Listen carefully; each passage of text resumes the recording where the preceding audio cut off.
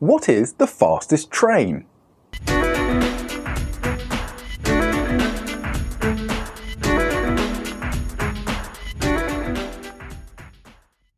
Hi, welcome to KnowledgeCare.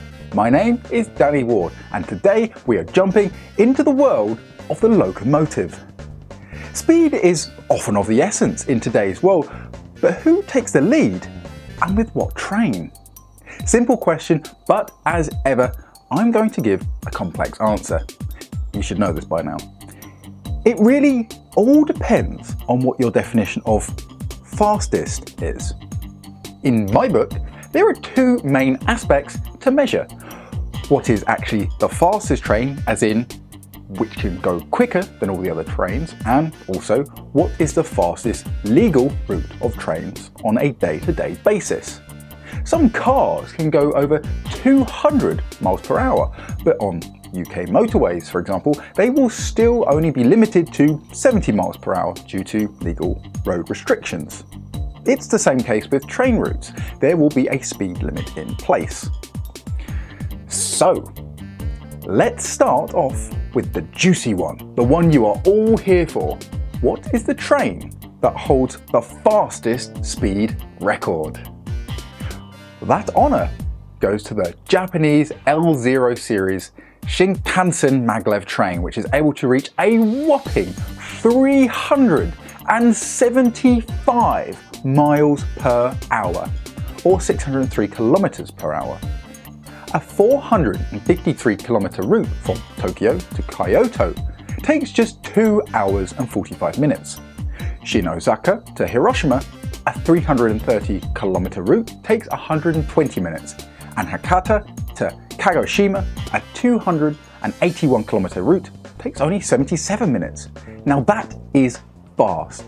That means, theoretically, if we were to lay out a straight track around the entire circumference of the world, 40,075 kilometers, it would take approximately 66.5 hours to travel all the way around. That's just under 3 days and 3 nights.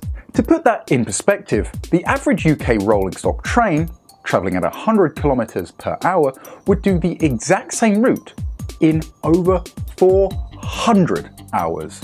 That's nearly 17 days, 2.5 weeks.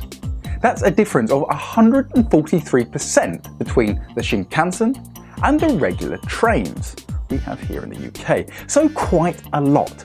That extra speed does add up quite considerably. This has got to cost an arm and a leg, right? A one-way ticket can cost in the region of around 9,000 to 15,000 Japanese yen, depending on where you are going. In British pounds, that's about 60 to 90 pounds. In US dollars, it's about $80 to $130. Pricey, but not as bad as it could be, certainly. It's a little more expensive than flying, but it will ultimately save you a lot of time. No need to hang around at an airport for hours on end. The L0 Shinkansen Maglev unveiled in 2012 for a development cost of 5.5 trillion Japanese yen. It sustained a speed of 375 miles per hour for 10.8 seconds with a 7-car train set as part of a speed test back in 2015. Not too shabby. The route of this train is currently Tokyo to Nagoya in Japan, but there are plans to extend this to Osaka. Does it normally travel at 375 kilometers per hour? No, I'm sorry to disappoint. Normally its top speed is 314 kilometers per hour. A bit lower, but still fast enough for most people. This maglev train is often considered an unconventional train, however. It doesn't have any wheels. It floats using magnetic levitation, hence maglev. When we are talking about a conventional train connected by wheels to a track, the fastest train is the V150, a French TGV high-speed locomotive travelling slightly slower at 357 miles per hour or 575 kilometers per hour. So I guess that takes us on to our next question. What is the fastest daily route of any train that complies with all the legal restrictions and policies of its country for normal passenger service? Well, that would be the Shanghai Maglev. This train can reach a top speed of 270 miles per hour or 430 miles per hour. While it is 105 miles per hour slower than the locomotive land speed record set by the L0 Shinkansen, it is officially the fastest travelling train on a legal train route in operation on a day-to-day basis for passengers. The journey this train takes is from Shanghai Pudong International Airport to Longyang Road Station, which is a grand total of just 30 kilometers. Short but sweet, eh? It takes between just 7 to 8 minutes to go from start to finish. Interestingly enough, this whole project cost $1.2 billion and is currently quite unprofitable. 1 billion Chinese yuan has already been lost so far since its opening in 2004. So, was this route a waste of time and money? I'm sure some people will say yes, but all things considered, it still stands as an excellent proof of concept test, which was able to gauge the market for such services in the country.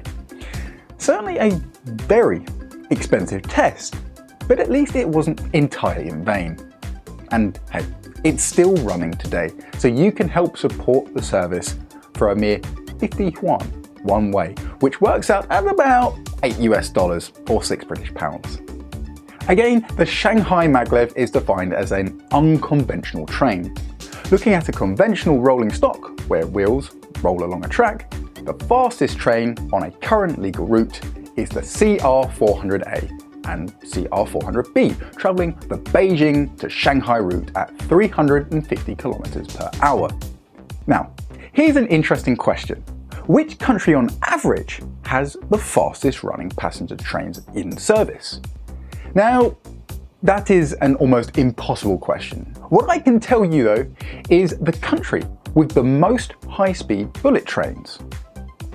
That award has to go to China, closely followed by Spain, and then France, then Turkey.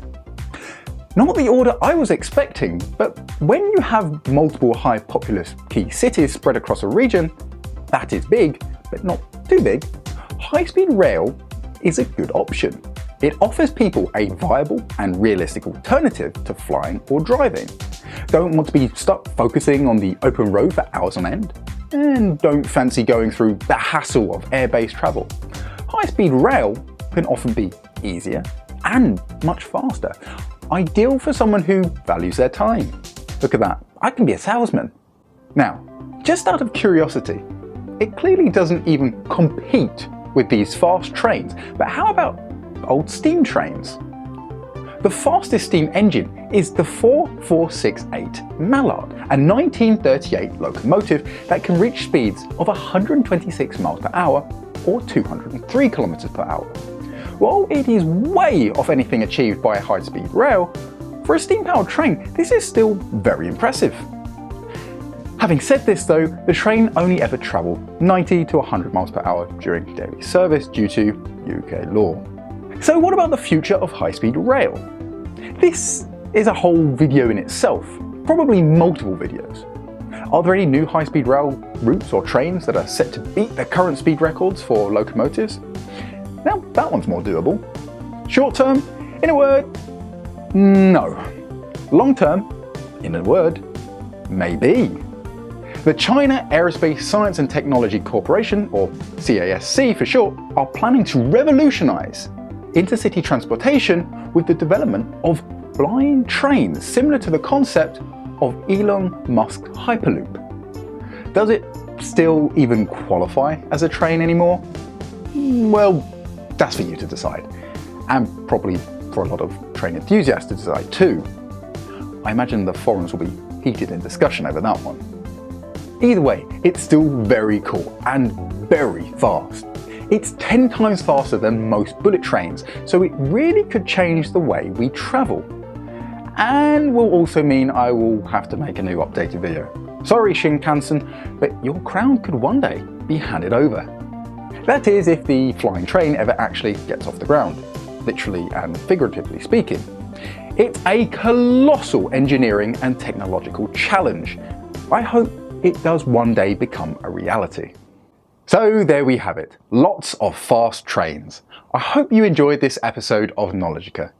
If you are interested in finding out new things, this is the channel for you, so be sure to stick around for a bit. Please consider subscribing if you want to see more videos from this channel to appear in your YouTube subscription box, as and when they're uploaded, so you will never miss a thing. Thanks for watching. Stay hungry for factuality.